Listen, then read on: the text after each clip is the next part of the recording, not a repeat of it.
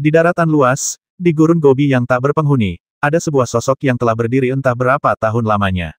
Tak peduli angin dan pasir atau hujan lebat, sosok itu tidak dapat digoyahkan sedikit pun.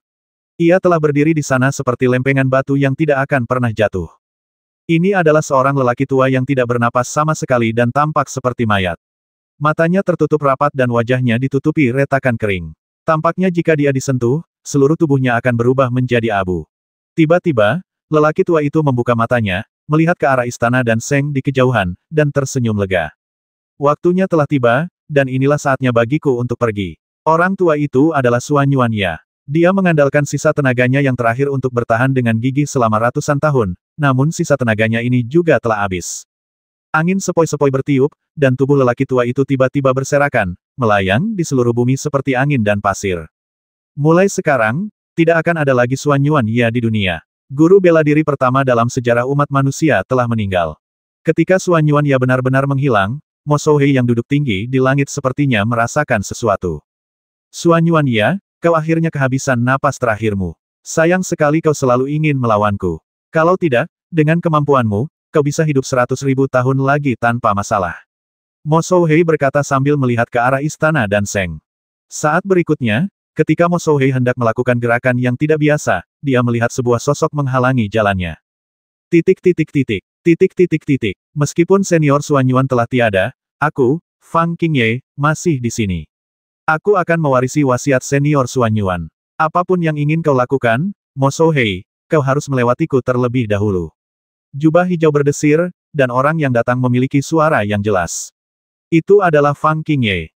Meskipun Suan Yuanya telah meninggal, seorang penguasa bela diri baru telah lahir di dunia ini, dan dia telah mencapai status penguasa bela diri hanya setelah beberapa ratus tahun berlatih. Mo Souhei menatap Fang Qingye dengan dingin, dan momentum antara kedua master bela diri itu berlipat ganda. Dalam sekejap, fenomena aneh tiba-tiba muncul di berbagai belahan bumi, menyebabkan banyak makhluk hidup ketakutan. Ini adalah aura Wu Zun. Jika keduanya benar-benar bertarung, itu akan menjadi bencana yang menghancurkan dunia. Sebelum pemenangnya diputuskan, semua makhluk hidup di daratan ini akan terbasmi atau terluka karena sisa kekuatan pertarungan antara keduanya. Fang Qingye meletakkan satu tangan di belakang punggungnya dan menatap Mo Souhei dengan tenang tanpa rasa takut. Karena keduanya berada di level martial honoret, Fang Qingye dan Mo Souhei hanya sebanding dalam hal kekuatan. Sekalipun mereka bertarung sampai mati, akan sulit menentukan pemenangnya.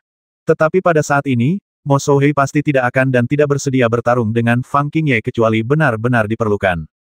Bukannya Mo Souhei takut dengan kekuatan Fang Qingye, tetapi Mo Souhei tahu bahwa masa hidupnya akan segera berakhir.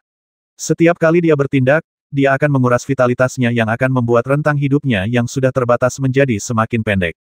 Bagi Mo Souhei, bertarung dengan Fang Qingye saat ini tidak ada artinya dan hanya akan membuang-buang umurnya dengan sia-sia. Guru Mou, saya pernah meminta nasihat Anda di masa muda saya. Saat itu, Guru Mou sangat murah hati dalam memberi saya bimbingan. Sekarang, saya berada di level yang sama dengan Guru Mou. Bolehkah saya meminta Guru Mou untuk memberi saya lebih banyak bimbingan? Fang Qingye berkata sambil tersenyum tipis, dengan sedikit keinginan untuk memaksa Mo Souhei mengambil tindakan. Mo Souhei tampak acuh tak acuh dan berkata, bagus sekali. Aku juga ingin melihat seberapa besar kemajuan yang telah kamu buat selama bertahun-tahun. Begitu dia selesai berbicara, Mo Souhei mengarahkan jarinya, dan kemudian bintang-bintang yang tak terhitung jumlahnya tertinggal di antara jari-jarinya. Pindahkan bintang dengan satu jari. Jari yang paling biasa pun memiliki pencapaian luar biasa bagaikan jari dewa, yang menunjukkan kekuatan Wu Zun. Melihat ini, Fang Qingye juga menunjuk dengan satu jari, dan ujung jari mereka bertabrakan tanpa banyak keraguan. Dalam sekejap, seluruh langit mengeluarkan suara gemuruh yang tumpul, dan momentum yang mengerikan dan kuat melesat ke arah luar dari 9 langit, seolah-olah dapat menghancurkan matahari di langit. Namun, bumi di bawahnya tidak terpengaruh sama sekali. Makhluk di darat mengira yang terjadi hanyalah ledakan guntur besar di langit. Hanya para jago bela diri di alam takdir yang akan menatap ke langit dengan ekspresi yang sangat serius. Setelah masing-masing dari mereka menyerang satu kali, Fang Qingye mundur sedikit, sementara Mo Souhei tidak bergerak sama sekali, seolah-olah dia tidak merasakan tekanan sama sekali. Seperti yang diharapkan dari Mo Wuzun, dia berasal dari Tusan. Dia benar-benar tak terkalahkan di dunia. Fang Qingye memuji dengan tulus. Mo Souhei menatap Fang Qingye tanpa berkata apa-apa, dengan sedikit kesan suram dan dingin di matanya, dan sedikit penyesalan di hatinya. Meskipun mereka berdua hanya bertarung dengan satu gerakan tadi, Fang Qingye dan Mo Shouhei keduanya dapat merasakan kekuatan satu sama lain. Terutama Mo Shouhei. Tampaknya dia telah mengungguli lawannya pada serangan sebelumnya, tetapi pada kenyataannya, Fang Qingye menghalangi sisa kekuatan pertarungan antara keduanya untuk mencegah semua makhluk hidup di bumi terkena dampaknya, yang menyebabkan dia berada pada posisi yang tidak menguntungkan.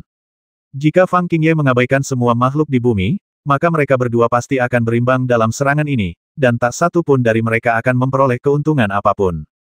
Mo Shouhei menyesal dalam hatinya. Dia menyesal karena Fang Qingye datang menantangnya saat dia belum menjadi guru bela diri. Dia tidak punya niat untuk membasmi Fang Qingye saat itu. Kalau saja dia tahu Fang Qingye akan berakhir seperti ini, dia seharusnya langsung membasmi Fang Qingye. Bahkan jika Xuan Yuan yang mempertaruhkan nafas terakhirnya untuk menghentikannya, Mo Shouhei yakin bahwa dia dapat membasmi Fang Qingye. Sayangnya, meskipun Mo Shouhei memiliki kemampuan untuk melihat segalanya, dia tidak dapat mengubah kenyataan yang telah terjadi. Meskipun keduanya telah mencapai puncak seni bela diri dan merupakan jagoan seni bela diri sejati, mereka semua memiliki keterbatasan sendiri. Sekalipun mereka bertarung, mereka hanya bisa melakukan penyelidikan. Fang Qingye peduli terhadap semua makhluk hidup, sedangkan Mo Shouhei tidak mau menyia-nyiakan umurnya sendiri. Dibandingkan dengan Xuan Yuan ya, bakatmu lebih baik, kata Mo Shouhei. Ini adalah kebenaran yang diceritakan Mo Shouhei. Xuan Yuan ya berlatih selama ribuan tahun untuk mencapai alam kehormatan bela diri, sementara Fang Qingye hanya berlatih selama ratusan tahun. Kesenjangan antara keduanya terlihat jelas. Dibandingkan dengan senior Xuan Yuan, aku masih jauh lebih rendah. Aku hanya bisa berusaha sekuat tenaga untuk mengejar ketinggalan, kata Fang Qingye. Mo Shouhei menatap Fang Qingye dengan sedikit rasa kasihan di matanya. Xuan Yuan ya sudah mati. Kau ingin menghentikanku seperti yang dia lakukan, tetapi tidak ada gunanya jika kau bisa menghentikanku untuk sementara waktu. Apa yang seharusnya terjadi pada akhirnya akan terjadi, kata Mo Shouhei. Fang Qingye tersenyum meskipun begitu, ada beberapa hal yang harus aku lakukan, seperti senior Xuan Yuan, yang tahu bahwa ada sesuatu yang tidak mungkin, tetapi tetap bertahan. Bodoh, kamu dan Xuan Yuan ya bisa saja membuat pilihan, tapi kamu tidak memilih jalan yang benar. Mo Shouhei berkata dengan marah. Jalan yang kau sebutkan tidak lain adalah Tusan. Semua hal berasal dari Tusan. Namun karena semua makhluk hidup telah hidup di bumi dari generasi ke generasi, mengapa mereka harus kembali ke Tusan? Untuk mencapai keabadian abadi dari roh kuno Tusan. Fang Qingye berkata dengan suara nyaring dan kuat. Semua makhluk hidup di dunia akan kembali ke Tusan. Ini adalah reinkarnasi, ini adalah jalan surga. Mo Shouhei berkata dengan ketidakpedulian yang tak berujung.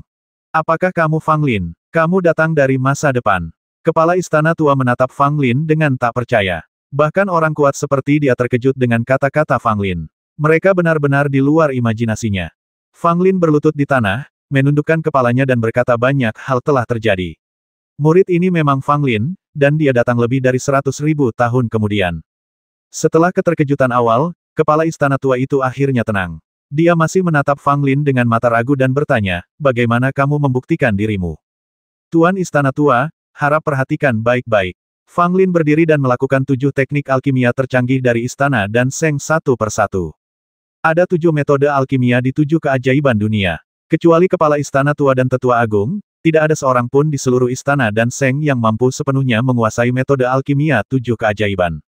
Bahkan Fang Lin dan Qilian Sheng dalam kehidupan ini belum mampu mencapai level ini, jadi ketika Fang Lin melakukan metode 7 alkimia absolut, kepala istana tua itu sangat terkejut hingga tak terlukiskan kata-katanya. Kau benar-benar tahu metode alkimia 7 absolut. Kata kepala istana tua itu dengan nada tergesa-gesa. Fang Lin tidak berkata apa-apa, tetapi langsung mulai berlatih teknik menjangkau langit 9 kuali. Untuk sesaat, energi kuali memenuhi tubuh Fang Lin, dan saat cahaya mengalir, tampak seolah-olah hantu tripod harta karun yang tak terhitung jumlahnya berkeliaran di sekitarnya. Adegan ini membuat kepala istana tua tercengang. Titik. 7 metode alkimia yang unik. Rahasia surgawi 9 kuali. Yang pertama merupakan metode alkimia paling maju di istana dan Seng, sedangkan yang terakhir merupakan teknik bela diri paling unggul di istana dan Seng. Tidak banyak orang yang mampu menguasai keduanya dalam seluruh sejarah istana dan Seng. Mereka dapat dihitung dengan satu tangan. Tetapi orang di depannya telah menguasai metode alkimia 7 absolut dan 9 kuali Tong Tianjue, yang membuat kepala istana tua itu harus percaya pada identitas Fang Lin. Apakah kamu benar-benar Fang Lin? Kata kepala istana tua itu dengan suara gemetar. Fang Lin menahan auranya dan berkata, saya harap master istana dapat mempercayai saya. Saya memang Fang Lin dari masa depan. Kepala istana tua itu memandang Fang Lin dari atas sampai bawah, dan sudah mempercayai sebagian besar perkataannya. Lagi pula, apapun bisa dipalsukan, tetapi rahasia surgawi 9 kuali dan metode alkimia 7 keajaiban tidak akan pernah bisa dipalsukan. Sebagai kepala istana dan Seng, meskipun usianya sudah sangat tua, dia tidak akan pernah melakukan kesalahan dalam dua keterampilan unik istana dan Seng ini. Apa yang sedang terjadi? Tanya kepala istana tua. Sekalipun dia mempercayai identitas Fang Lin, dia masih memiliki banyak keraguan. Pada saat itu, Fang Lin menceritakan semua yang diketahuinya kepada kepala istana tua, termasuk malapetaka kuno yang akan segera datang, hubungan antara Mo Shouhei dan Tusan Gulingzi, dan berbagai kesulitan dan penderitaan yang akan dihadapi generasi mendatang. Usai kisah itu, kepala istana tua itu berdiri lama sekali di situ tanpa sempat sadarkan diri. Apa yang dilihat dan didengarnya hari ini sungguh sulit dicerna oleh lelaki tua itu. Beruntungnya, kepala istana tua itu bukan orang biasa. Bagaimanapun, dia adalah orang kuat di alam takdir. Beberapa hal yang tidak dapat dipahami oleh orang awam, dapat dipahami setelah memikirkannya sejenak. Saya tidak pernah menyangka istana dan Sheng dan era ini akan hancur total. Jika bukan karena Anda, saya tidak akan percaya jika itu orang lain. Kata kepala istana tua itu dengan nada rumit, tidak tahu apakah dia khawatir atau marah. Fang Lin tetap diam. Dia telah menceritakan kepada kepala istana tua itu segala sesuatu yang diketahuinya. Adapun sejauh mana kepala istana lama bisa menerima dan mengerti, itu bukanlah sesuatu yang bisa ia pengaruhi. Setelah beberapa saat, kepala istana tua itu berkata, "Kamu dikirim kembali ke era ini. Kamu seharusnya memberitahuku lebih dari sekadar ini, kan?" Fang Lin mengangguk. Murid percaya bahwa pertanyaan kuncinya adalah apakah saya dapat memurnikan pil reinkarnasi hidup dan mati di era ini. Kamu mengatakan sebelumnya bahwa kamu dapat mencapai tingkat dan Zun di era ini. Dan kamu juga perlu memurnikan pil reinkarnasi hidup dan mati. Tanya kepala istana tua itu sambil mengerutkan kening. Fang Lin bersenandung. Benar sekali. Menurut apa yang kau katakan, setelah pil hidup dan mati disempurnakan, semua makhluk hidup di dunia tidak akan bisa bertahan hidup, dan tidak ada yang terjadi di masa depan yang akan terjadi. Kalau begitu, tidak bisakah aku menghentikanmu dari menyempurnakan pil itu di kehidupan ini? Kata kepala istana tua. Fang Lin berkata, bukan seperti itu. Sekarang aku percaya bahwa pil reinkarnasi hidup dan mati harus disempurnakan, tetapi tidak boleh diperoleh oleh Mo Shouhei. Mengapa demikian? Tanya kepala istana tua itu dengan bingung. Fang Lin tidak mengatakan apa-apa. Dia belum begitu mengerti rahasianya dan kebanyakan hanya berspekulasi. Lagi pula, dia hanya tahu sedikit tentang Mo Shouhei dan Tusan. Kepala istana tua itu melihat ke arah lempengan giok hitam yang sedang dibicarakannya dan berkata, barang ini diwariskan kepadaku oleh Suan Yuan ya. Dia berkata bahwa aku hanya dapat melihat isi lempengan giok ini ketika waktunya tepat dan aku bertemu dengan orang yang tepat. Fang Lin terkejut ketika mendengar ini. Buku batu kuno yang dilihatnya di lantai 2 gedung koleksi ditinggalkan oleh Suan Yuan ya, dan itu membuat Fang Lin mengetahui banyak rahasia. Saya tidak menyangka bahwa Suan Yuan ya juga meninggalkan slip giok untuk kepala istana lama, dan itu hanya dapat dilihat oleh orang yang tepat pada waktu yang tepat. Jelas ada misteri di baliknya. Saya pikir sekaranglah saatnya untuk memeriksa slip giok ini. Kata kepala istana tua itu dengan suara yang dalam. Saya pikir senior Suan Yuan pasti sudah meramalkan sesuatu, jadi dia meninggalkan kepingan giok ini, kata Fang Lin. Kepala istana tua itu tidak ragu-ragu dan langsung memeriksa slip giok itu. Setelah beberapa saat, ekspresi di wajah kepala istana tua itu berubah, dipenuhi dengan keterkejutan dan ketidakpercayaan. Jadi begitulah adanya. Wajah kepala istana tua itu sangat serius, seolah-olah dia mengetahui rahasia yang mengejutkan. Kepala istana tua itu tidak berkata apa-apa dan langsung menyerahkan lembaran giok itu kepada Fang Lin, memintanya untuk membacanya sendiri. Fang Lin membenamkan pikirannya ke dalam kepingan giok itu, dan kemudian, seperti kepala istana lama, ekspresinya berubah drastis. Jika Mo Shouhei memperoleh pil reinkarnasi hidup dan mati, dia akan bergabung dengan inkarnasi roh kuno Tusan lainnya. Roh kuno Tusan yang lengkap akan bangkit kembali dan datang ke dunia, menyerap vitalitas semua makhluk hidup. Semuanya akan berakhir. Jika Mo Shouhei tidak dapat memperoleh pil reinkarnasi hidup dan mati, dia akan bergabung dengan roh kuno Tusan lainnya untuk secara paksa menjarah vitalitas semua makhluk hidup guna memperpanjang rentang hidup mereka. Namun, roh kuno Tusan tidak akan turun ke dunia, dan semua makhluk hidup masih memiliki secercah harapan. Roh kuno Tusan tidak dapat dilawan, tetapi Mo Shouhei dan inkarnasi roh kuno Tusan lainnya dapat melawannya. Aku telah menemukan seseorang yang dapat melawan Mo Shouhei. Pil reinkarnasi hidup dan mati harus disempurnakan. Jika Mo Shouhei tidak melihat harapan untuk menyempurnakan pil reinkarnasi hidup dan mati, dia akan langsung melancarkan malapetaka pemusnahan, dan semuanya akan berakhir. Jika Mo Souhei tidak memperoleh pil reinkarnasi hidup dan mati saat masa hidupnya hampir berakhir, dia akan terus hidup dalam bentuk lain, dan semua makhluk hidup akan bertahan hidup setidaknya selama 100.000 tahun. Mengenai masa depan, aku tidak bisa melihatnya lagi. Kau adalah pemuda dari masa depan, kaulah yang memulai siklus reinkarnasi dan kau juga kunci untuk memutusnya. Jangan khawatir tentang hal lain. Buatlah pilihan yang tepat untuk dirimu sendiri. Ketika itu selesai, seseorang akan datang untuk membawamu kembali ke era yang benar-benar membutuhkanmu.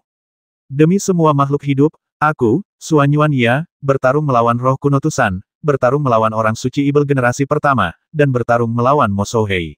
Sekarang, beban semua makhluk hidup di dunia akan benar-benar terangkat. Suara Suanyuan Ya berangsur-angsur memudar di dalam kepingan giok, dan seluruh kepingan giok itu berubah menjadi debu. Ini adalah petunjuk terakhir yang ditinggalkan Suanyuan Ya untuk dunia. Ini juga memecahkan banyak keraguan bagi Fang Lin dan membuat segalanya jelas bagi Fang Lin. Saya tidak akan pernah melupakan harapan-harapan yang ditinggalkan oleh para pendahulu saya. Fang Lin berkata dalam hati. Slip Giok Suanyuan Ya menceritakan banyak hal kepada Fang Lin dan Kepala Istana Lama, termasuk tujuan sebenarnya dari Tusan Guling dan makna utama dari pil reinkarnasi hidup dan mati. Singkatnya, Fang Lin dan Kepala Istana Lama sama-sama mengerti bahwa pil reinkarnasi hidup dan mati harus disempurnakan, dan Fang Lin dalam kehidupan ini tidak boleh dihentikan, karena begitu Mo Souhei tidak melihat harapan untuk memperpanjang hidupnya, dia akan melancarkan malapetaka terlebih dahulu, dan persiapan saat ini tidak akan mampu mengatasi malapetaka yang akan datang. Baru pada saat inilah Fang Lin menyadari bahwa apa yang disebut malapetaka kuno bukanlah malapetaka yang akan menghancurkan dunia sama sekali. Itu adalah situasi terbaik yang dapat diterima semua makhluk hidup di bumi. Jika tidak, apakah roh kuno Tusan pulih sepenuhnya atau malapetaka terjadi sebelum waktunya, semua makhluk hidup akan musnah dan kehilangan harapan. Terus terang saja, arti penting pil reinkarnasi hidup dan mati adalah untuk menunda waktu Mo Souhei, sehingga Mo Souhei dapat menunggu dengan sabar hingga pilnya dibuat, mencegah malapetaka terjadi sebelum waktunya, dan membeli waktu bagi semua makhluk hidup. Menurut waktu saat ini, Qilian Sheng dan aku masih hanya alkemis 6 kuali, dan Hao Yi belum mencapai status Martial Lord. Ayahku sendiri tidak dapat mengatasi malapetaka itu, belum lagi inkarnasi lain dari roh kuno Tusan selain Mo Souhei, kata Fang Lin. Mendengar hal ini, Kepala Istana Tua bertanya, Anda mengatakan bahwa guru bela diri lainnya akan segera lahir. Fang Lin mengangguk sebentar lagi, aku perkirakan dalam waktu sekitar 10 tahun, Hao Yi akan menjadi ahli bela diri. Jika ada 2 Martial Lord, situasinya tidak akan berkembang ke tingkat terburuk. Kata Kepala Istana Tua itu sambil tampak jauh lebih lega. Fang Lin tidak seoptimis Kepala Istana Tua. Masih ada keraguan yang sangat tidak dapat dipahami siapakah yang ikut campur pada saat-saat terakhir penyempurnaan pil reinkarnasi hidup dan mati. Menghancurkan pil reinkarnasi hidup dan mati. Ini adalah pertanyaan yang tidak pernah bisa dipecahkan oleh Fang Lin. Bahkan jika pil hidup dan mati tidak dapat diperoleh Mo Souhei, tungku pil tidak akan hancur begitu parah. Itu juga sama saja dengan membasmi Fang Lin di kehidupan ini. Pasti ada cara lain untuk mencegah Mo Souhei memperoleh pil hidup dan mati. Selama pil hidup dan mati disempurnakan, entah diberikan kepada Fang Qingye atau Hao Yi, kekuatan salah satu dari 2 pendekar bela diri agung dapat berlipat ganda. Sekalipun roh kuno Tusan dihidupkan kembali, ia tidak kehilangan kemampuan untuk bertarung. Menghancurkan pil hidup dan mati akan menjadi situasi yang merugikan semua pihak. Mo Souhei tidak mendapatkan pil hidup dan mati, jadi dia hanya bisa puas dengan hal terbaik berikutnya dan menyerap vitalitas semua makhluk hidup. Oleh karena itu, Fang Lin menduga bahwa sesuatu pasti telah terjadi sesudahnya, yang mengharuskan pil reinkarnasi dihancurkan. Jika tidak, begitu pil benar-benar lahir, situasinya mungkin akan berada di luar kendali siapapun. Reinkarnasi. Apa sebenarnya arti reinkarnasi yang disebutkan oleh senior Suanyuan Ya? Fang Lin sedikit mengernyit. Meskipun banyak hal telah menjadi jelas, masih ada beberapa hal yang tidak dipahami Fang Lin. Tetapi dibandingkan dengan situasi saat Fang Lin sama sekali tidak diberitahu, situasi sekarang jauh lebih baik. Benarkah tidak ada sedikit pun jejak istana dan Seng yang tersisa pada generasi berikutnya? Tanya Kepala Istana Tua itu dengan rasa ingin tahu. Fang Lin mendengar ini dan tersenyum pahit, bukannya tidak ada jejak yang tersisa. Ada catatan tentang istana dan Seng di beberapa buku kuno. Hanya saja satu-satunya orang yang tersisa di istana dan Seng, selain para murid, hanya 1 orang. Kepala Istana Tua itu mengangguk, namun dia tidak tampak terlalu menyesal, seolah-olah dia sudah menerima kenyataan bahwa istana dan Seng akan hancur dalam malapetaka itu. Semuanya akan musnah. Ini adalah momen yang luar biasa bagi istana dan Seng untuk memiliki seorang Dansun. Kata kepala istana tua itu sambil tersenyum. Fang Lin mengepalkan tangannya dan berkata, jika murid ini dapat bertahan hidup dan kembali ke masa depan, dia pasti akan membangun kembali istana Danseng. Kepala istana tua itu tertawa, sudah cukup punya niat seperti ini, tidak perlu dipaksakan.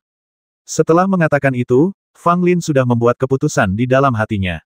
Jika dia dapat kembali ke alam baka hidup-hidup dan semua kesulitan telah teratasi, dia pasti akan membangun kembali istana Danseng dan membiarkan cahayanya bersinar di bumi sekali lagi. Kepala istana lama tidak boleh menceritakan kejadian hari ini kepada siapapun, bahkan kepada tetua agung. Anggap saja tidak terjadi apa-apa dan tidak ada yang diketahui. Semuanya harus berjalan seperti biasa. Fang Lin berkata dengan serius. Kepala istana tua itu bersenandung dan berkata, saya mengerti bahwa saya bukanlah tokoh kunci. Andalah yang memiliki beban berat di pundak Anda. Fang Lin membungkuk kepada kepala istana lama dan berkata dengan sungguh-sungguh, saya sudah merasa puas karena bisa kembali ke istana Dansheng dan bertemu dengan kepala istana lama serta banyak orang dari masa lalu. Kepala istana tua menepuk bahu Fang Lin, memandang Fang Lin di kehidupan mendatang, dan membandingkannya dengan Fang Lin yang muda dan bersemangat di kehidupan ini. Dia tidak dapat menahan diri untuk tidak mendesah dalam hatinya. Dia tidak menyangka Fang Lin telah berubah begitu banyak dalam 2 kehidupannya. Tetapi tidak peduli seberapa besar perubahannya, Fang Lin tetaplah Fang Lin, niat awalnya tetap tidak berubah, dan perasaannya terhadap istana Danseng tidak berubah sama sekali.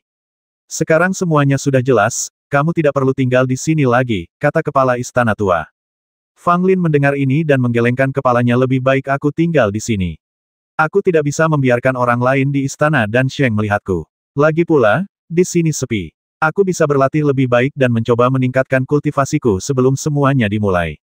Kepala istana tua itu tidak memaksanya dan berkata, kalau begitu, jika kau membutuhkan sumber daya atau ramuan, hubungi saja aku, langsung menggunakan slip giok itu. Fang Lin mengangguk. Kepala istana tua itu ragu-ragu sejenak lalu berkata, Qilian Sheng adalah anak yang Anda ajar. Fang Lin tahu apa yang ingin dikatakan oleh kepala istana tua itu begitu dia mendengarnya, dan berkata dengan ekspresi yang rumit, aku tidak punya keraguan padanya.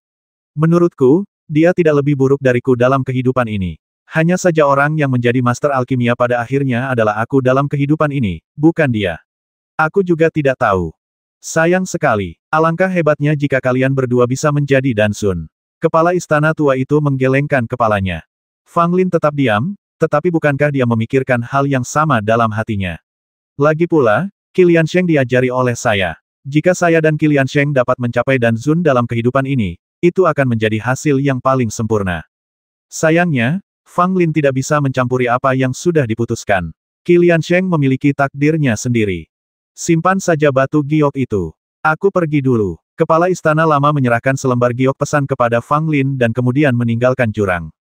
Adapun penjara susunan sihir, itu sedikit dimodifikasi oleh kepala istana lama sehingga dapat berkomunikasi dengan orang-orang di luar penjara susunan sihir, dan Fang Lin juga tahu cara membuka susunan sihir. 5 tahun kemudian, 2 pahlawan istana Danseng yang telah bepergian ke luar negeri kembali. Setelah 5 tahun bepergian, Qilian Sheng kembali ke istana Dansheng lebih awal dari Fang Lin. Baik keterampilan bela dirinya maupun tingkat alkimia telah mengalami kemajuan besar dalam 5 tahun ini.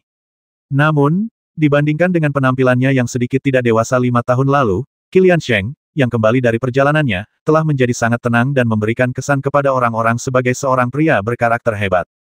Ketika Qilian Sheng kembali ke istana Dansheng, dia segera mengikuti penilaian alkemis dan berhasil menjadi alkemis 7 Ding, menjadi sangat memukau untuk sementara waktu.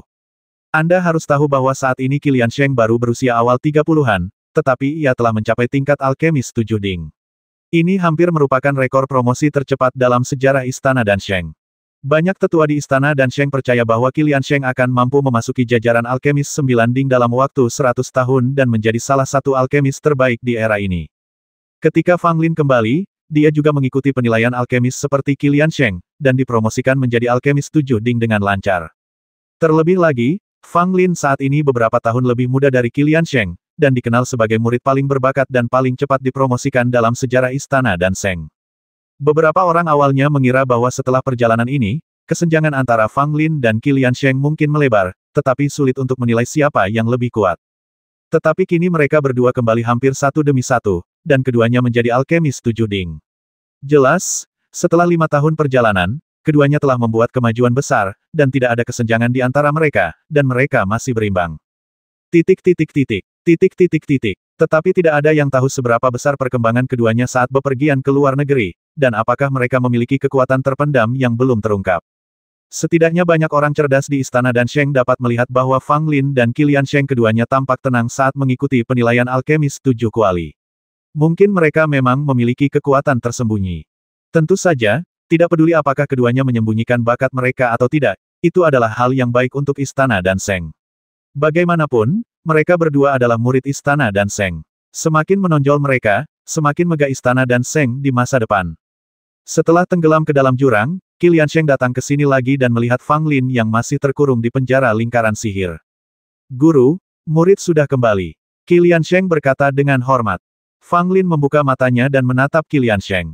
Yang terakhir memiliki ekspresi hormat di wajahnya, yang sangat murni dan tanpa kepura-puraan apapun. Jelaslah bahwa dia menghormati Fang Lin dari lubuk hatinya. Ya, kamu sudah menjadi alkemis 7 kuali. Fang Lin berkata, suaranya menembus penjara lingkaran sihir. Qilian Sheng terkejut. Itu pertama kalinya dia mendengar suara Fang Lin. Dia selalu berbicara sendiri sebelumnya. Fang Lin menuliskan apa yang ingin dia katakan di atas kertas di penjara lingkaran sihir. Guru, mengapa saya bisa mendengar suara Anda? Qilian Sheng bertanya dengan sedikit terkejut. Fang Lin tersenyum dan berkata, Kepala istana pernah datang menemuiku dan mengizinkanku berbicara denganmu. Mendengar ini, wajah Qilian Sheng menunjukkan kegembiraan, tetapi dia juga diam-diam terkejut karena suara gurunya terdengar sangat muda. Guru, saya telah mengalami banyak hal di luar sana dalam 5 tahun terakhir. Saya akan menceritakannya perlahan-lahan. Pada saat itu, Qilian Sheng menceritakan kepada Fang Lin tentang banyak hal yang dialaminya selama 5 tahun kepergiannya, dan Fang Lin tidak banyak bicara, hanya mendengarkan Qilian Sheng dalam diam. Sebelum dia menyadarinya, Qilian Sheng telah berada di sini selama beberapa hari. Muridku terjebak di kota 10.000 hantu selama beberapa bulan. Dia akhirnya berhasil menembus level kultivasinya dan berjuang keluar dengan susah payah. Kalau tidak, dia pasti sudah terbasmi di kota 10.000 hantu. Qilian Sheng berkata dengan ketakutan yang masih terlihat di wajahnya. Fang Lin mengangguk dan berkata, sekarang kamu adalah seorang alkemis 7 kuali, tetapi kultivasimu masih sedikit rendah.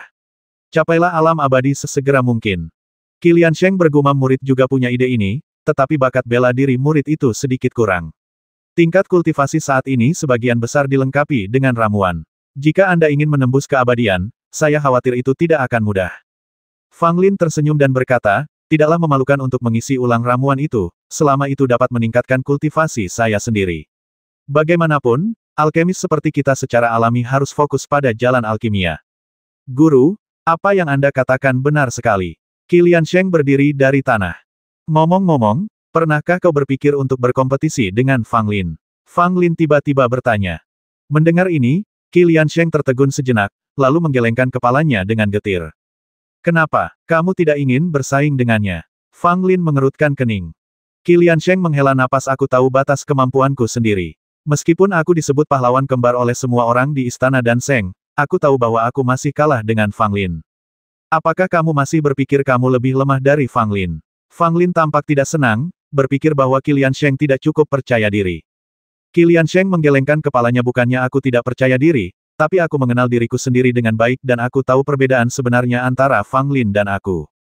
Oh, menurutmu di mana letak kekuranganmu dibanding dia? Kalau bakat di bidang alkimia, memang ada kekurangannya, tapi itu bukan yang terpenting, kata Fang Lin. Qilian Sheng tersenyum. Tak berdaya, satu-satunya hal yang membuatku lebih rendah dari Fang Lin adalah takdirku. Mengapa kamu berkata begitu? Fang Lin bahkan semakin bingung. Qilian Sheng berkata, sejak pertama kali bertemu dengan saudara muda Fang Lin, saya selalu merasa bahwa saya mungkin akan menjadi batu loncatan bagi saudara muda Fang Lin di masa mendatang. Setelah mendengar ini, Fang Lin terdiam sejenak, tidak tahu harus berkata apa. Bagaimanapun, Fang Lin tahu betul apa yang akan terjadi selanjutnya. Dalam arti tertentu, Qilian Sheng memang telah menjadi batu loncatannya di kehidupan sebelumnya. Tetapi sekarang Fang Lin tahu bahwa Qilian Sheng diajari olehnya, dan perasaan ini sangat aneh, yang membuat Fang Lin merasa sedikit enggan. Mungkin ini hanya khayalanku saja, tetapi bagaimanapun juga, hubunganku dengan saudara muda Fang Lin sangat baik. Aku akan membantunya dengan apapun yang ingin dia lakukan di masa depan, bahkan jika itu berarti menjadi batu loncatannya. Aku akan merasa puas melihatnya berdiri di posisi yang lebih tinggi. Qilian Sheng berkata dengan ekspresi tenang, tampak sangat tulus. Kamu bisa kembali. Fang Lin melambaikan tangannya dan berkata dengan ekspresi datar di wajahnya. Qi Liansheng membungkuk dan kemudian meninggalkan jurang. Tetapi setelah Qi Liansheng pergi, Fang Lin merasa sangat gelisah dan terus dihantui perasaan bersalah. Rasa bersalah ini tentu saja ditujukan kepada Qi Liansheng. Dia adalah murid yang diajarinya, tetapi dalam kompetisi yang paling penting, dia kalah dari dirinya yang sebelumnya. Hubungan ini sangat halus, seolah-olah dialah yang menciptakan kejayaan Qi Liansheng, tetapi juga dengan kejam menghancurkannya. Siapa yang mengira bahwa aku akan menjadi guru Qi Liansheng? Kebetulan ini terlalu besar. Fang Lin menggelengkan kepalanya tak berdaya. Hari demi hari, tahun demi tahun. Ada tempat aneh di barat daya yang disebut Makam Naga Putih, tempat mayat beberapa naga asli yang mati di sini dikuburkan. Sangat sedikit orang yang dapat memasuki Makam Naga Putih. Bahkan orang-orang kuat yang abadi pun secara misterius tabu dengan tempat ini. Namun pada hari ini, sebuah sosok kuat berdiri di atas kepala putih kerangka naga sungguhan dan mengeluarkan raungan yang mengerikan. Di dalam Makam Naga Putih, seorang pemuda kekar berpakaian kulit binatang berdiri di atas kerangka naga asli, menyerap sisa energi naga dari sekitarnya. Sebuah pusaran besar samar-samar terlihat muncul di atas kepala pemuda itu, seolah-olah ada kekuatan besar yang tak terhitung jumlahnya sedang mengalir ke dalam tubuhnya. Namun tempat ini sunyi, monster saja sangat jarang ada, apalagi manusia, dan tak seorang pun menyadari adanya perubahan di sini. Tidak lama kemudian, pemuda kekar itu, sambil memegang sepotong tulang naga sebagai senjata, melangkah keluar dari hutan belantara luas di barat daya dan menerobos ke dunia yang penuh dengan orang-orang kuat. Ketenaran pemuda itu dengan cepat menyebar jauh dan luas, dan namanya adalah Hui. Tentu saja seorang anak liar dari tanah tandus tidak akan mampu membuat nama besar di mata banyak orang. Paling-paling, dia akan terkenal untuk sementara waktu. Dengan munculnya banyak orang jenius, dia akan segera ditekan oleh seseorang dan tidak akan ada seorang pun yang memperhatikannya lagi. Namun faktanya tidak demikian. Bocah liar bernama Hui ini seperti orang yang melanggar aturan. Dia memilih melakukan hal-hal yang tidak dilakukan orang lain, dan dia memilih menantang orang-orang yang tidak berani ditantang oleh orang lain. Menara Pedang Ilahi, sekte terkenal yang berdiri di barat laut, juga dapat menempati peringkat di antara yang terbaik di era ini ketika ada banyak orang dan sekte kuat di mana-mana. Pemilik Menara Pedang Ilahi saat ini bernama Wei Yangtian, seorang master bela diri terkenal di dunia. Bukan hanya tingkat kultivasinya yang tak terduga, ilmu pedangnya juga luar biasa, dan dia telah mengalahkan banyak sekali orang kuat yang datang untuk menantangnya. Saat itu sedang terjadi pertarungan pedang yang sangat sensasional, banyak jagoan pedang dan pisau di dunia yang ingin menentukan siapa yang memiliki senjata terbaik. Sebagai sekte tempat berkumpulnya para pendekar pedang, Menara Pedang Ilahi tentu saja terlibat. Wei Yangtian yang saat itu telah naik tahta Menara Pedang Ilahi, mengandalkan teknik pedang Yangtian agungnya untuk mengalahkan banyak pendekar pedang dalam pertarungan pedang dan pisau saat itu, membuat semua pendekar pedang di dunia bangga dan menjadi orang paling terkenal pada suatu masa. Kemudian, beberapa pendekar pedang yang sangat kuat muncul, tetapi Wei Yangtian tahu cara maju dan mundur, dan tidak pamer dalam pertarungan pedang lagi. Bahkan ketika seorang pendekar pedang datang menantangnya, Wei Yangtian tidak mengambil tindakan, sehingga reputasinya tetap terjaga.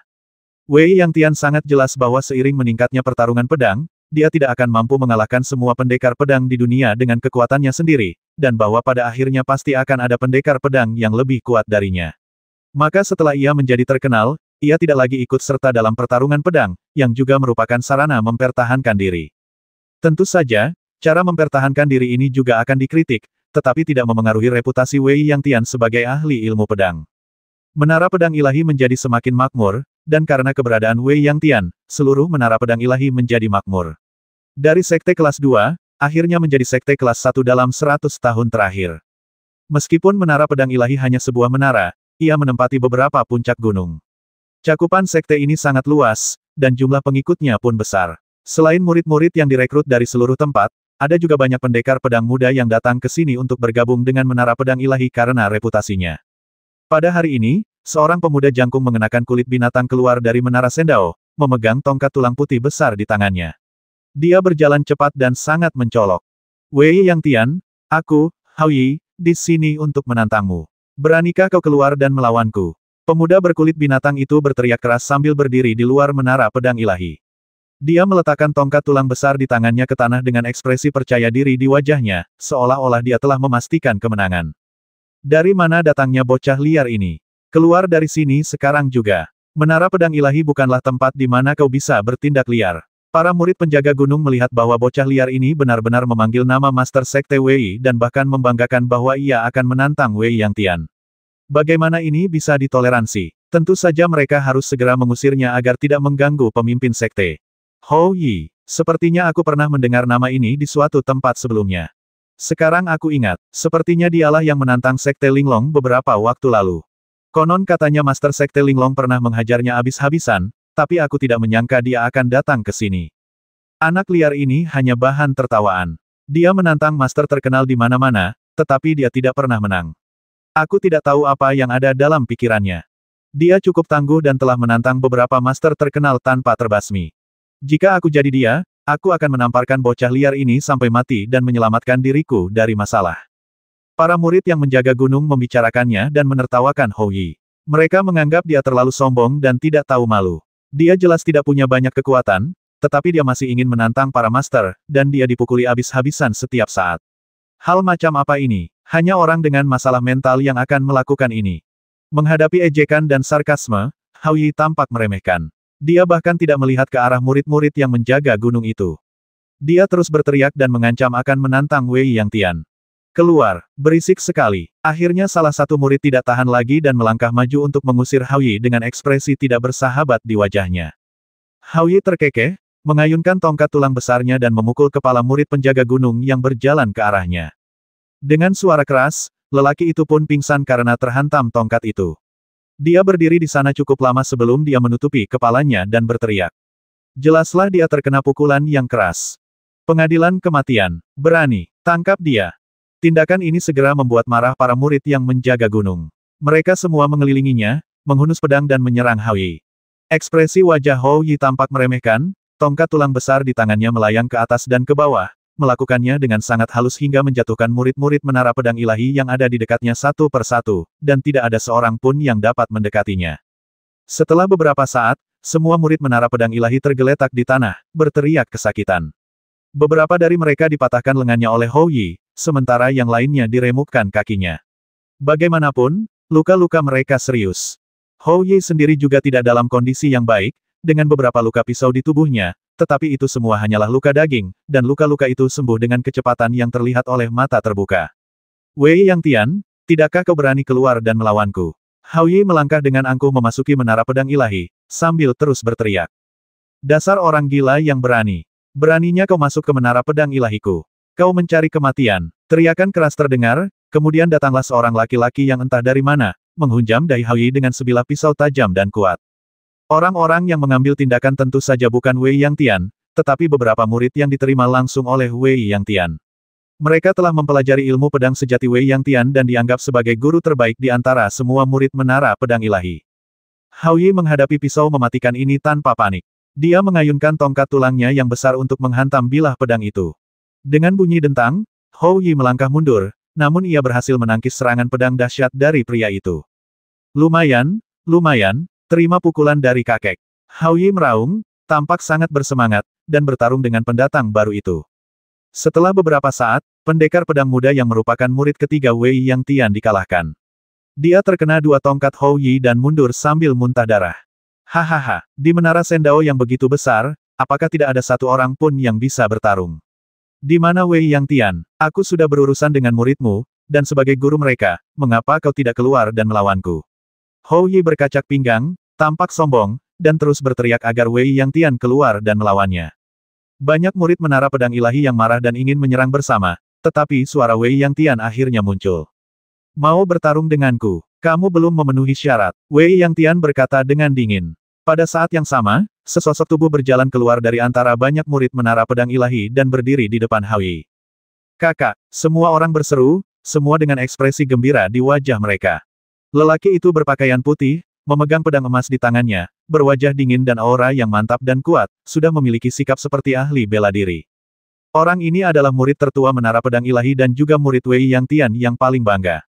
Dia telah mempelajari hampir semua teknik pedang dan seni bela diri Wei Yangtian.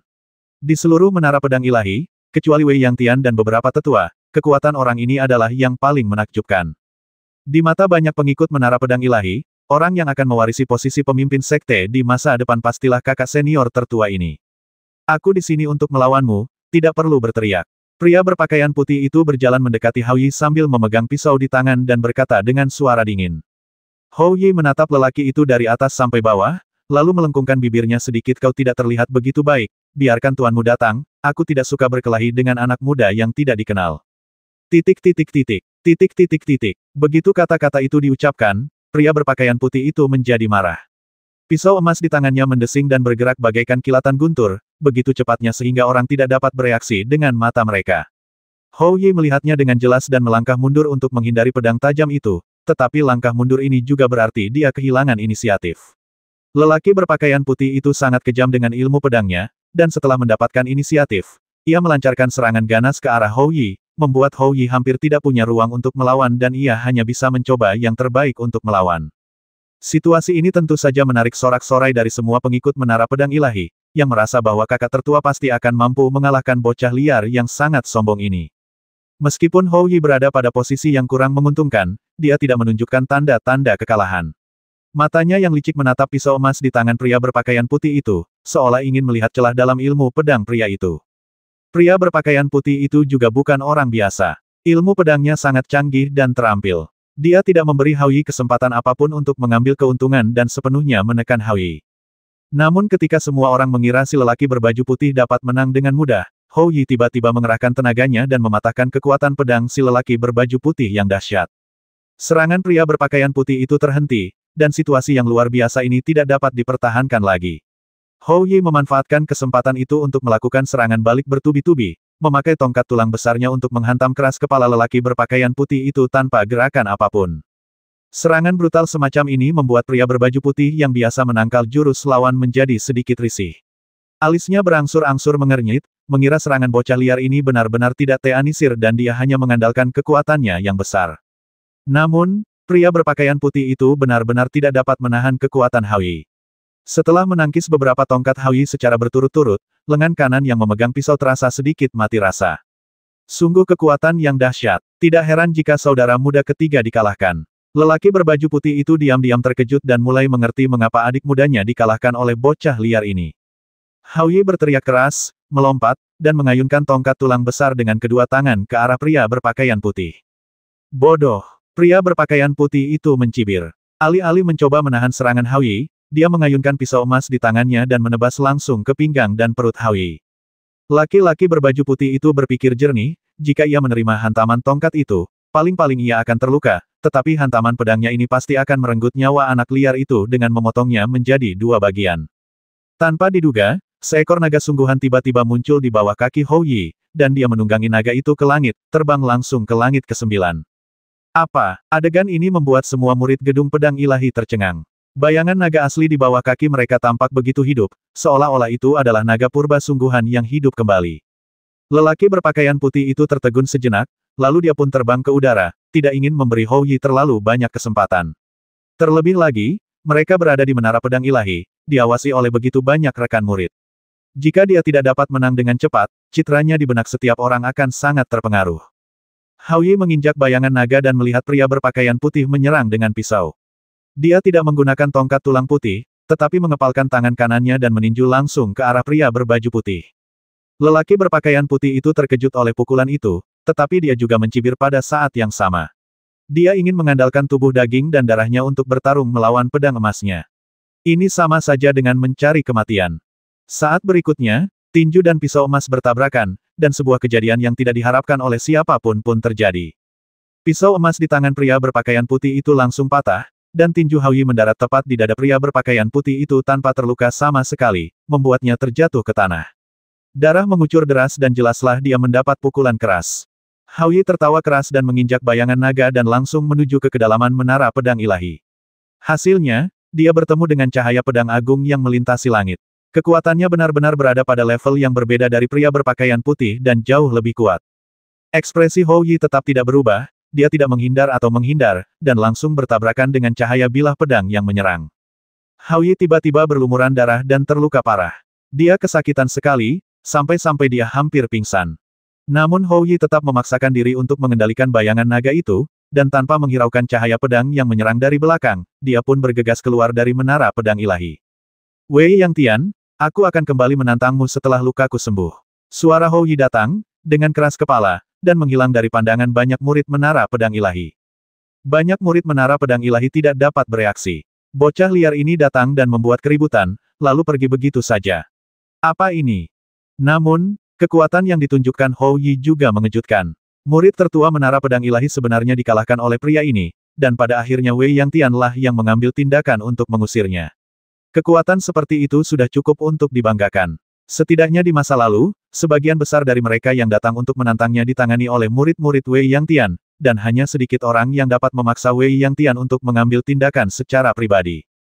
Hou Yi melakukannya. Meskipun dia bukan lawan Wei Yangtian, dia tidak berniat mengalahkan Wei Yangtian.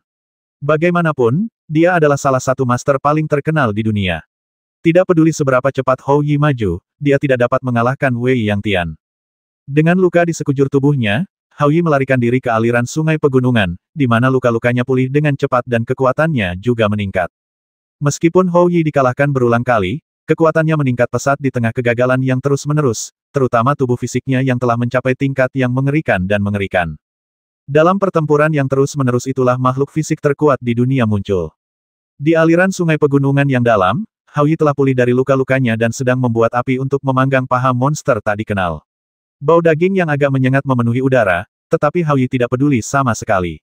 Sebaliknya, ia mempunyai ekspresi yang memperlihatkan ia menikmatinya. Daging ini baunya harum sekali. Rasanya paling enak kalau dipanggang setengah matang. Orang-orang bodoh itu selalu memanggang daging terlalu lama, yang benar-benar merusak kesenangan makan daging. Hou Yi bergumam sendiri, sambil menatap daging panggang di atas api. Jelaslah dia tidak bisa menahan diri untuk tidak memakannya. Tetapi pada saat ini, ekspresi Hou Yi berubah, dan dia memandang jalan pegunungan sempit tidak jauh dengan waspada. Mungkinkah orang-orang dari Menara Pedang Ilahi itu sudah menemukan jalan ke sini? Selama lelaki tua Wei Yangtian itu tidak datang ke sini secara langsung, aku akan menunjukkan kepadamu bagaimana aku akan menghadapimu. Hou Yi mencibir dalam hatinya dan meraih tongkat tulang besar di sampingnya di tangannya. Namun kemudian seorang pria berjalan keluar dari jalan pegunungan yang sempit. Dia mengenakan jubah hijau dan tampak berusia 30-an. Terlepas dari sikapnya yang luar biasa, tidak ada hal istimewa pada dirinya. Hou Yi melihat hanya ada satu orang yang datang dan tidak merasakan aura yang sangat kuat, jadi dia diam-diam menghela napas lega, tetapi tatapan waspadanya tetap ada. Apakah Anda sedang memanggang di sini? Pria itu menatap api di tanah, lalu menatap Hou Yi yang berdiri waspada, dan bertanya sambil tersenyum. Sudah jelas, kenapa kau bertanya padaku? Hou Yi berkata dengan tidak senang, sambil menatap orang yang datang. Walaupun dia tidak bisa merasakan aura kuat apapun dari lelaki berjubah hijau itu, intuisi Hou Yi yang lebih tajam dari intuisi binatang buas mengatakan kepadanya bahwa pria yang tampak tidak mencolok di depannya ini mungkin bukanlah orang biasa. Bisakah kamu memberiku sedikit? Tanya pria berjubah hijau.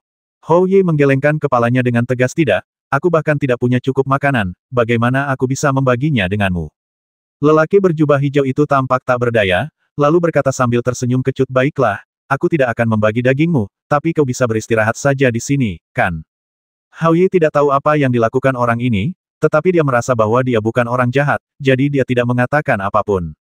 Lelaki berjubah hijau itu duduk di samping dengan tenang, memandang ke arah api yang tidak terlalu kuat, lalu terdiam.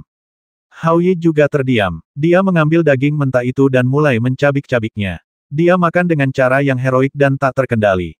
Hou Yi dengan cepat memakan sebagian besar daging setengah matang yang masih berdarah, dan hanya tersisa sepotong kecil di tangannya. Hou Yi ragu sejenak, menatap pria berjubah hijau yang duduk di sebelahnya tanpa berkata apa-apa, dan bertanya, aku hampir selesai makan. Bagaimana kalau memberikan bagian ini kepadamu?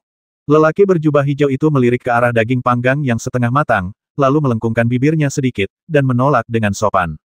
Cek, Hou Yi memutar matanya ke arah pria berjubah hijau itu. Awalnya dia tidak ingin memberikannya, tetapi orang ini tidak menginginkannya.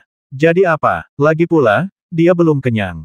Setelah menghabiskan sisa daging panggang dalam beberapa gigitan, Hou Yi menyentuh perutnya dengan ekspresi puas. Asalmu dari mana? Pria berjubah hijau itu tiba-tiba bertanya. Hou Yi berkata dengan santai, dari barat daya. Mendengar hal ini, lelaki berjubah hijau itu berkata, ada banyak hutan belantara di barat daya.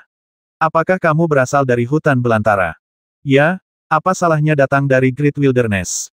Hou Yi terlihat santai.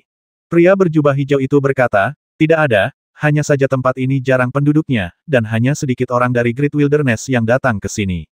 Dan dilihat dari penampilanmu, kau tampak sedikit berbeda dari orang-orang biasa. Hou Yi mendengar ini dan tampak sangat bangga tentu saja, saya ingin menjadi yang terbaik di dunia, jadi tentu saja saya akan berbeda dari yang lain. Untungnya, tidak ada orang lain di sini kecuali Hao Yi dan lelaki berjubah hijau itu, kalau tidak Hao Yi akan ditertawakan karena mengatakan hal itu. Pria berjubah hijau itu tidak tertawa, namun mengangguk setuju. Menjadi yang terbaik di dunia adalah ambisi yang sangat tinggi. Jadi, apa yang Anda inginkan untuk menjadi yang terbaik di dunia? Pria berjubah hijau itu bertanya lagi. Hao Yi mengerutkan bibirnya dan berkata, tentu saja dia adalah yang terbaik dalam seni bela diri di dunia. Apakah ada yang lebih baik dari ini? Pria berjubah hijau itu tersenyum dan berkata, kau benar. Menjadi yang terbaik dalam seni bela diri memang mengagumkan, tetapi masih ada yang lebih mengagumkan lagi. Apa, bahkan lebih kuat dari ini? Bagaimana mungkin? Hao Yi sedikit bingung. Pria berjubah hijau itu menunjuk ke langit malam dan berkata, dibandingkan menjadi yang terbaik di dunia dalam seni bela diri, hidup lebih lama dari orang lain adalah hal yang paling menakjubkan. Hao Yi mengerutkan kening, merasa ada sesuatu yang salah, tetapi meskipun dia kuat, otaknya tidak begitu tajam, dan dia tidak dapat mengetahui apa yang salah. Bahkan jika kamu menjadi yang terbaik di dunia, kamu akan tetap menghilang dari dunia ketika masa hidupmu habis. Jika kamu dapat hidup lebih lama dari orang lain dan menjadi abadi, maka kamu akan menjadi orang yang paling kuat. Pria berjubah hijau itu melanjutkan sambil melihat reaksi Hao Yi. Hao Yi berpikir lama sebelum menggelengkan kepalanya dan berkata, hidup lebih lama memang bagus, tetapi menurutku lebih menarik menjadi yang terbaik dalam seni bela diri. Hidup cukup lama saja sudah cukup. Apa gunanya hidup begitu lama? Daripada hidup tanpa rasa malu di dunia ini, lebih baik pergi dengan riang. Aku tidak peduli apakah ada yang mengingatku di masa depan. Pokoknya, aku hanya ingin hidup bahagia dan bebas. Pria berjubah hijau itu sedikit terkejut. Dia tidak menyangka Hao Yi akan mengatakan ini. Kebenaran yang tampaknya kasar dan sederhana ini sulit dipahami oleh banyak orang di dunia. Pada akhirnya, tidak seorang pun dapat memutuskan ikatan antara hidup dan mati. Daripada berusaha keras agar hidup lebih lama di dunia ini, lebih baik menjalani hidup yang terbatas ini dengan lebih bermakna. Apakah kamu tidak takut mati? Tanya pria berjubah hijau. Hao Yi mendengus, tentu saja aku takut. Aku masih sangat muda dan aku ingin menjadi yang terbaik di dunia. Tentu saja aku takut mati. Bahkan jika aku harus mati, aku akan menunggu sampai aku menjadi yang terbaik di dunia dan menjalani kehidupan tanpa beban selama beberapa ratus tahun. Dengan begitu, aku tidak akan menyesal bahkan jika aku mati. Pria berjubah hijau itu tersenyum, dan tidak jelas apakah dia setuju dengan kata-kata Hao Yi atau merasa puas bahwa Hao Yi memiliki kesadaran seperti itu tentang hidup dan mati. Hei, kamu banyak bertanya padaku, tapi aku belum bertanya padamu. Kamu siapa? Kamu dari mana? Kamu mau kemana? Kata Hao Yi sambil menatap pria berjubah hijau. Pria berjubah hijau itu berpikir sejenak dan berkata, ketika kamu menjadi yang terbaik di dunia, mungkin kita akan bertemu lagi. Setelah berkata demikian, lelaki berjubah hijau itu berdiri dan pergi ke arah asalnya. Hao Yi tampak bingung. Mengapa orang ini pergi begitu saja? Dia tidak mengucapkan sepatah kata pun dengan jelas, yang membuatnya sedikit penasaran dengan orang ini. Namun, Hao Yi pada dasarnya adalah orang yang bebas dan santai, dan dia tidak peduli dengan hal-hal ini. Dia hanya akan tertidur setelah makan dan minum. Bagaimanapun juga, baginya, dia bisa berlatih sambil tidur, dan keterampilannya akan jauh lebih meningkat saat dia bangun. Orang lain tidak bisa lebih iri padanya. Di istana Dansheng, tenggelam ke dalam jurang, Fang Lin tiba-tiba merasakan sesuatu di dalam hatinya, dan slip giok komunikasi yang diberikan kepadanya oleh kepala istana lama muncul di tangannya. Kondisi pikiran Qilian Sheng jatuh, dan kekuatannya dalam alkimia pun runtuh. Apa yang pasti terjadi akan terjadi. Fang Lin menyimpan slip giok itu, sambil merasakan emosi yang campur aduk. Kondisi pikiran Qilian Sheng rusak, menyebabkan kekuatannya dalam alkimia terus menurun. Dari menjadi duo yang sangat dinantikan di istana alkimia, hingga sekarang menjadi lebih rendah dari banyak murid biasa, perbedaan yang begitu besar benar-benar disesalkan. Banyak orang tidak dapat mengerti mengapa seorang jenius dalam seni alkimia seperti Qilian Sheng tiba-tiba dapat mengalami gangguan mental dan jatuh tingkatan saat ia sedang naik daun. Bahkan Yan Pingshan, Master Aula Qilin, tidak tahu apa yang sebenarnya terjadi. Qilian Sheng tidak berbicara dengan siapapun, seolah-olah dia telah mengisolasi dirinya dari dunia. Yan Pingshan sangat cemas mengenai hal ini. Tidak mudah untuk menemukan murid yang begitu menonjol, dan dia tidak rela melihat Qilian Sheng menjadi tertekan. Demi mencapai tujuan ini, Yan Pingshan memikirkan banyak cara untuk mencoba memahami apa yang salah dengan kondisi pikiran Qilian Sheng, tetapi setelah beberapa kali mencoba, ia gagal dan Yan Pingshan pun kebingungan. Bahkan Fang Lin, yang merupakan lawan sekaligus teman baik, sangat prihatin dengan kondisi Qilian Sheng dan bertanya kepada Qilian Sheng beberapa kali, tetapi Qilian Sheng tetap tidak banyak bicara. Terakhir kali, Fang Lin sekali lagi bertanya kepada Qilian Sheng apa yang telah terjadi, tetapi Qilian Sheng tetap diam saja. Hal ini membuat Fang Lin murka dan ia langsung memarahi Qilian Sheng saat itu juga. Setelah kejadian ini, Qilian Sheng dan Fang Lin tampaknya semakin menjauh dan tidak pernah muncul bersama lagi. Terlebih lagi, Fang Lin masih bersinar terang, membuat kemajuan pesat dalam seni alkimia, dan tidak terpengaruh sama sekali. Sebaliknya Qilian Sheng menjadi semakin tertekan dan putus asa, dan dia bahkan kehilangan kekuatan seorang alkemis 5 ding. Statusnya sebagai alkemis 5 ding langsung dicabut oleh Istana Dan Seng, menjadikannya murid pertama dalam sejarah Istana Dan Seng yang dicabut statusnya sebagai alkemis 5 ding. Akibatnya, Qilian Sheng menjadi bahan tertawaan. Banyak orang di Istana Dan Seng sangat kecewa padanya dan tidak lagi memperhatikannya. Tentu saja masih banyak orang yang menantikan Qilian Sheng, berharap ia bisa kembali ceria. Sekalipun ia tidak dapat mengejar Fang Lin, setidaknya ia harus mengejar ketertinggalan dan tidak tertinggal terlalu jauh. Namun, jalur alkimia persis sama dengan jalur seni bela diri. Itu seperti mendayung melawan arus. Jika kamu tidak maju, kamu akan mundur. Kali ini, situasi Qilian Sheng bukan hanya sekadar kemunduran sederhana, itu adalah kejadian yang sangat besar, dan itu sungguh terlalu tragis.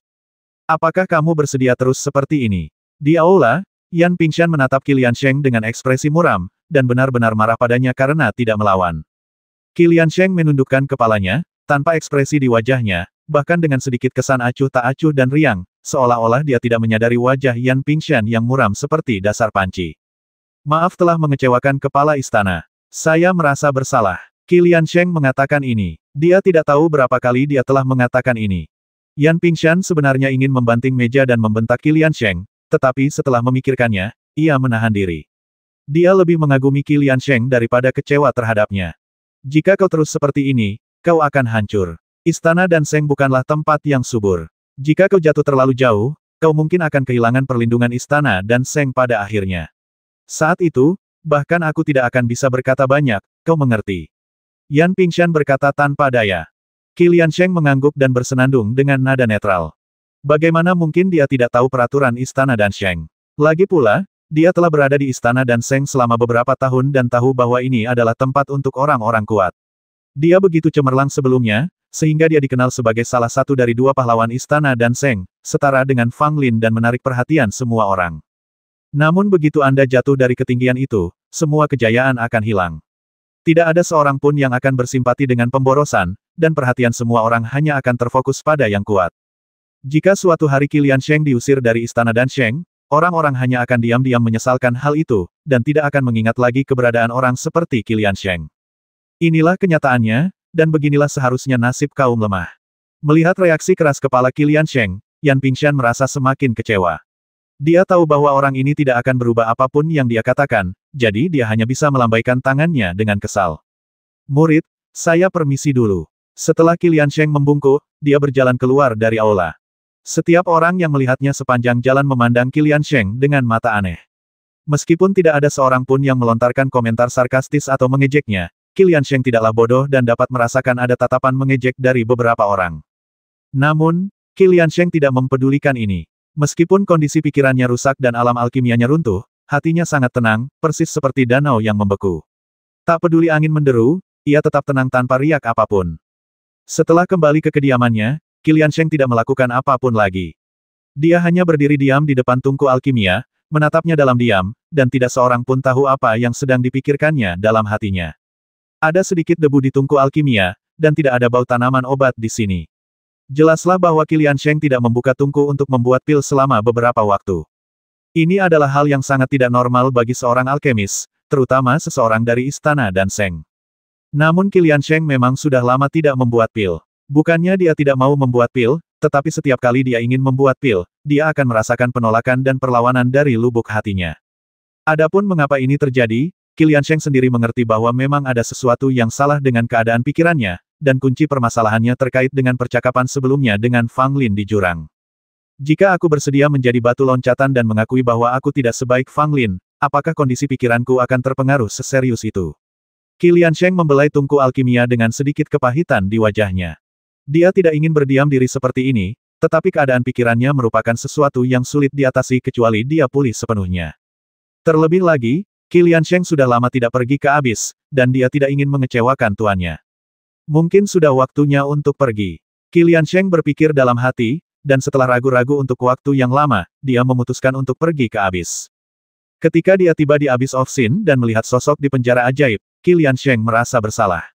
Jika dia tidak mendapatkan bimbingan dari gurunya, dia mungkin hanya akan menjadi murid tak dikenal di Istana Danseng.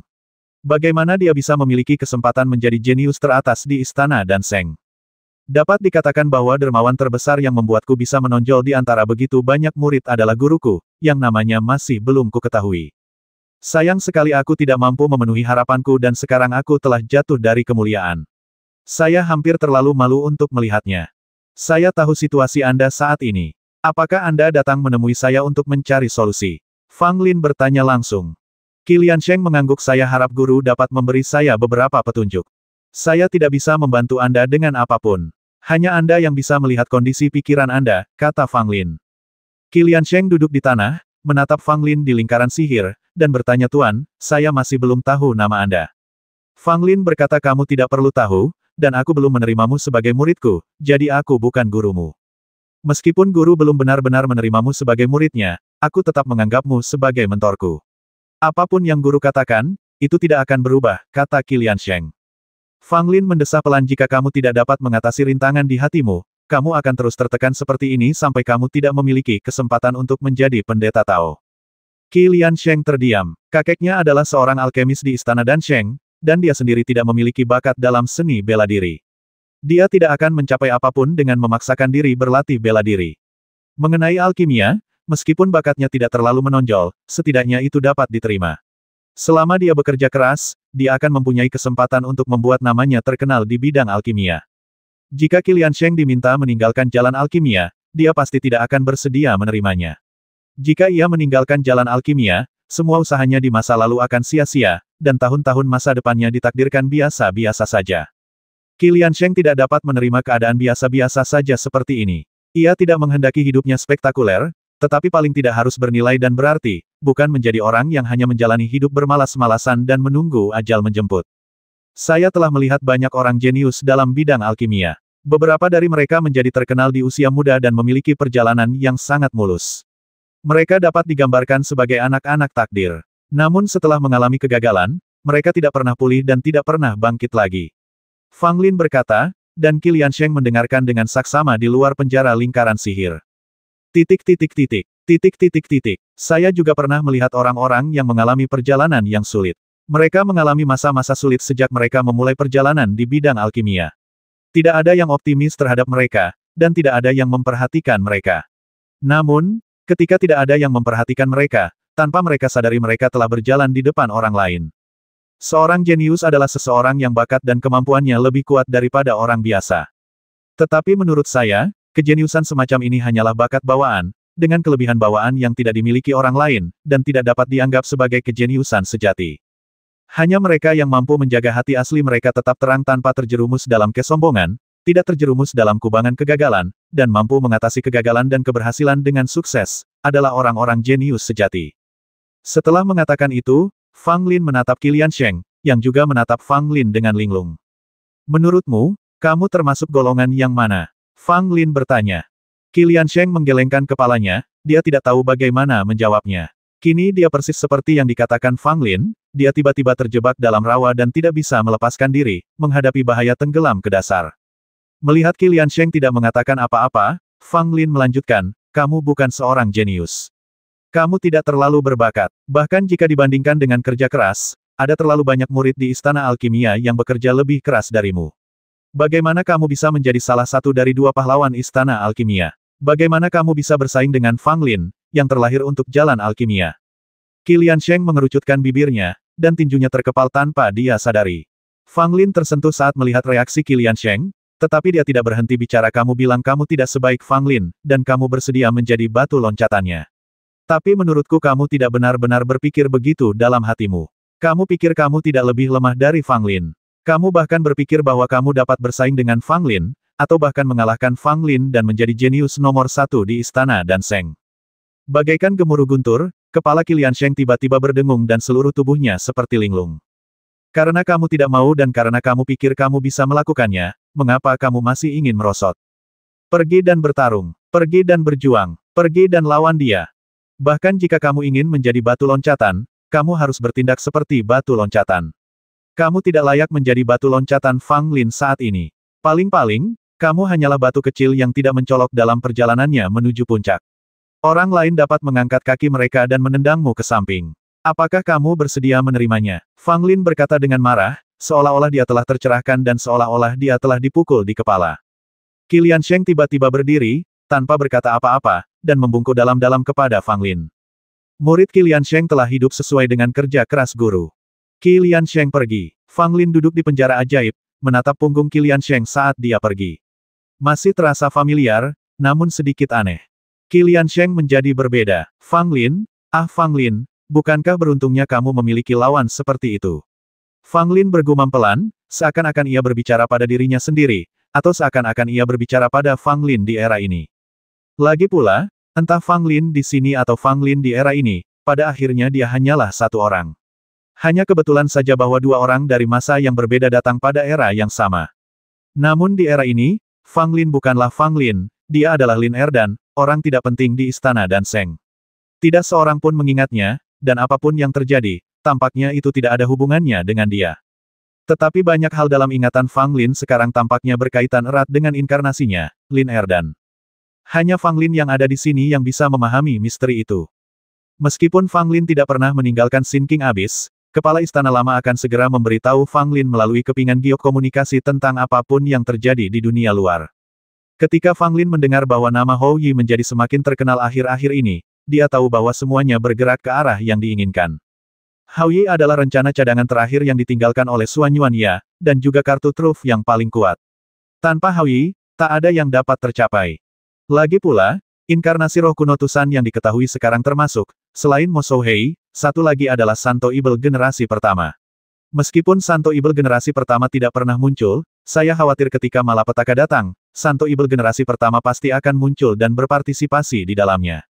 Akan terlalu berat bagi Fang Qingye untuk berhadapan dengan Mo Shou Hei dan Demon Saint generasi pertama di saat yang bersamaan, dan dia akan membutuhkan martial master lain untuk berbagi tekanan dengan Fang Qingye. Adapun keberadaan inkarnasi lain dari roh kuno Tusan, hal itu tidak dapat dipertimbangkan lagi. Lagi pula, orang kuat setingkat Martial Lord bukanlah seseorang yang bisa tampil begitu saja. Dari zaman kuno hingga era 9 kerajaan dan 7 lautan pada generasi berikutnya, hanya ada 3 penguasa bela diri di antara umat manusia. Sejauh yang aku ingat, pencapaian Hou Yi sebagai master bela diri dan pencapaianku sebagai master alkimia di kehidupanku sebelumnya seharusnya terjadi pada saat yang sama. Fang Lin berkata diam-diam, dalam hati memperkirakan berapa banyak waktu yang tersisa yang dimilikinya. Sekarang, Fang Lin tidak perlu lagi ikut campur dalam hal apapun. Cukup dengan meningkatkan wilayah dan kekuatannya semaksimal mungkin. Meskipun kultivasi abadi dapat mendominasi dunia di masa depan, itu bukan apa-apa di era ini. Tujuan Fang Lin adalah melangkah ke takdir. Rebut jalan surga, kenali waktunya, dan raih takdirnya. Orang kuat abadi dapat bertahan hidup sekalipun tubuhnya hancur total asalkan jiwanya tidak hancur. Ia dapat mengandalkan vitalitasnya yang tak tertandingi untuk menyusun kembali tubuhnya. Inilah keabadian. Tetapi bagaimanapun juga, orang kuat abadi hanya kuat fisik dan vitalitasnya saja, sedangkan jiwanya masih rapuh, tidak ada bedanya dengan pendekar biasa. Namun, berbeda bagi mereka yang ditakdirkan untuk menjadi kuat. Hanya setelah mereka dapat memahami jalan surga, tubuh dan jiwa mereka akan disublimasikan bersama, dan mereka dapat memiliki umur lebih dari 100.000 tahun. Lagi pula, sekalipun jiwa itu rusak parah, selama sisa jiwa itu masih ada, ia dapat dikembalikan ke keadaan semula. Pepatah, umur panjang bagaikan surga, menggambarkan mereka yang ditakdirkan menjadi kuat. Pada era saat belum ada penguasa bela diri, alam takdir dianggap sebagai puncak seni bela diri. Hanya dengan melangkah ke dalam takdir, seseorang dapat dianggap telah benar-benar mencapai puncak dalam seni bela diri.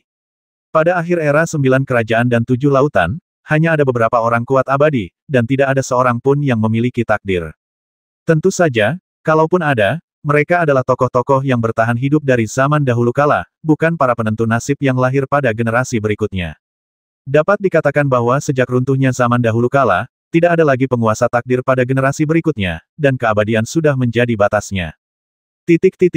Titik titik titik. Tidak kekurangan jenius seni bela diri di era 9 kerajaan dan 7 lautan, tetapi seluruh lingkungan seni bela diri telah mengalami kemunduran yang sangat jauh dibandingkan dengan zaman kuno, dan keberuntungan untuk melahirkan orang kuat yang memiliki takdir telah hilang. Seberapa keras pun seseorang berusaha, mustahil orang kuat yang punya takdir akan muncul. Fang Lin pernah ragu apakah dia bisa berkultivasi ke alam takdir di era ketika seni bela diri sangat terbelakang bahkan dengan bantuan ramuan ajaib. Kesimpulan akhirnya ialah bahwa sekalipun dengan bantuan ramuan-ramuan, hampir mustahil untuk menerobos ke alam takdir, sebab tidak ada peluang bagi lahirnya orang kuat yang memiliki takdir di masa mendatang, dan tidak ada seorang pun yang dapat memperoleh takdir lagi. Tetapi Fang Lin sekarang hidup di zaman kuno, yang merupakan era paling makmur untuk seni bela diri dan alkimia. Di sini, ada lingkungan yang sangat baik yang memungkinkan Fang Lin berlatih menuju alam takdir tanpa batasan apapun.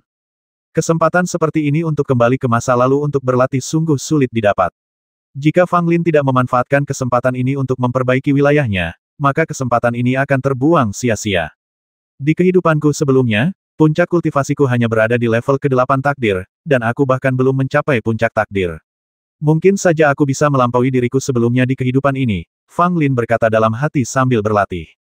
Ketika Fang Lin mencapai Danzun di kehidupan sebelumnya, keterampilan bela dirinya juga mencapai puncak hidupnya, di tingkat ke-8 takdir, dan dianggap sebagai master terbaik pada masa itu. Tidak banyak orang di dunia yang mampu menyainginya. Bagaimanapun juga, para pendekar takdir adalah yang terkuat di antara yang terbaik, belum lagi Fang Lin berada di tingkat ke-8 takdir, dan hanya selangkah lagi dari puncak takdir. Namun, sepertinya ada yang salah dengan jalan surga, atau mungkin karena bakat Fang Lin dalam seni bela diri memang terbatas. Setelah mencapai tingkat takdir ke-8 di kehidupan sebelumnya, sulit baginya untuk membuat kemajuan apapun dan dia selalu berada di tingkat ini. Meskipun Fang Lin berusaha keras pada waktu itu, dia segera menyadari bahwa tingkat takdir ke-8 mungkin merupakan batas seni bela dirinya, karena Fang Lin pada waktu itu sudah menjadi Danzun, berada di peringkat puncak Dandao, dan mencapai batas Dandao. Jika Anda sudah menjadi master alkimia dan ingin melangkah lebih jauh dan mencapai puncak seni bela diri, hal itu mustahil. Tidak peduli seberapa berbakatnya Anda, mustahil bagi Anda untuk mencapai tingkat tertinggi dalam seni bela diri dan alkimia. Tidak ada yang sempurna di dunia ini, begitu pula dengan seni bela diri dan alkimia. Pada akhirnya, Anda hanya dapat memilih satu, dan Anda tidak dapat mempertimbangkan keduanya. Harga yang harus dibayar dengan mencoba mempertimbangkan keduanya adalah, pada akhirnya, keduanya tidak akan menghasilkan hasil yang berarti. Dalam kehidupan ini, Fang Lin percaya bahwa ia mungkin dapat membuat kemajuan lebih jauh dalam seni bela diri daripada di kehidupan sebelumnya. Karena pengalaman istimewanya menjadi manusia dalam dua kehidupan, ia tidak pernah mengalami kemunduran dalam seni alkimia dan selalu mempertahankan level yang sama seperti sebelumnya.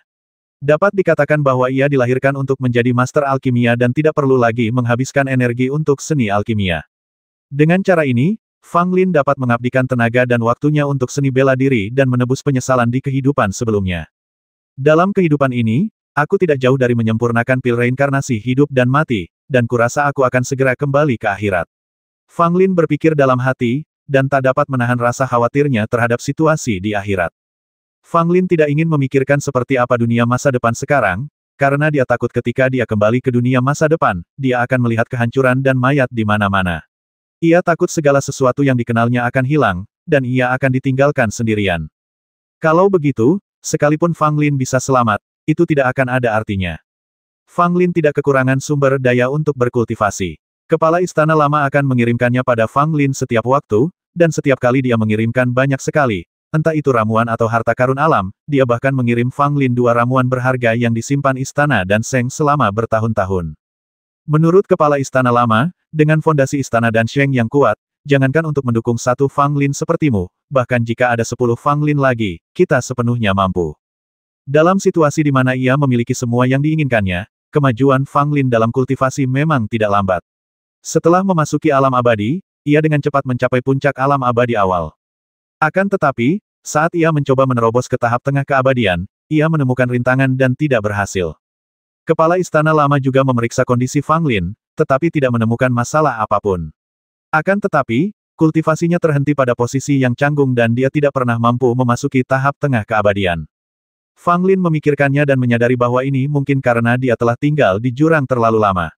Dia telah tinggal di sini selama lebih dari 1000 tahun dan tidak pernah bertarung dengan siapapun. Dia bahkan lupa perasaan berjuang untuk hidup dan mati.